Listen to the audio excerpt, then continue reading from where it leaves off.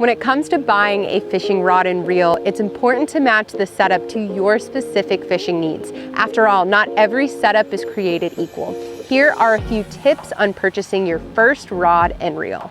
For beginners, a combo is a great place to start. A combo means the rod comes with a reel already perfectly paired for it. This will allow you to focus on choosing the right rod attributes and have the peace of mind knowing that the reel that comes with it is exactly what you'll need. Let's talk about rod materials. Most rods these days are made up of fiberglass, graphite, or composite. Fiberglass rods are a great choice for beginner anglers because they are less expensive and more durable than graphite models. They are highly flexible and heavier than graphite, but are less sensitive and not as strong. Graphite rods are more sensitive, which will allow you to better feel a fish strike. They are also much lighter in weight, yet stiff at the same time, which allows for better hook sets. The only downsides to graphite rods are they are expensive and they are more delicate than fiberglass rods. Composite rods use both fiberglass and graphite along with other fibers in the design, and as you might expect, their list of pros and cons lands somewhere in between the two. They typically cost more than fiberglass, but less than graphite.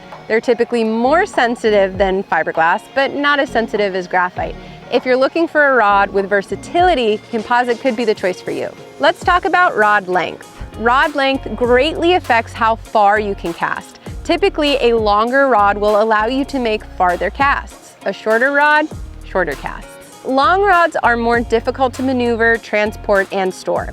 Shorter rods, on the other hand, can give you more control and power, but less distance in your casts. For most beginner anglers, a 6.5 to 7 foot rod is a versatile choice that'll work in most scenarios. Let's talk about the action of the rod. The speed of the rod is also known as the action and ranges from fast to slow depending on how far the rod bends. A fast action rod is stiff and allows you to feel slight vibrations on the line, which can help you determine if that bump on the line is an actual bite.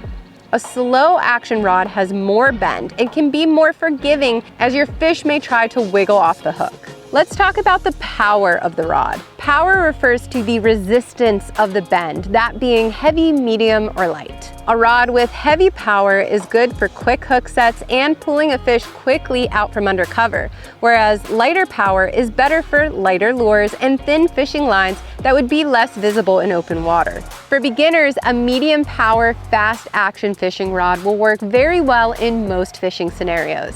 That is it for this video. Be sure to subscribe to the Take Me Fishing YouTube channel, and for more helpful fishing tips, visit takemefishing.org.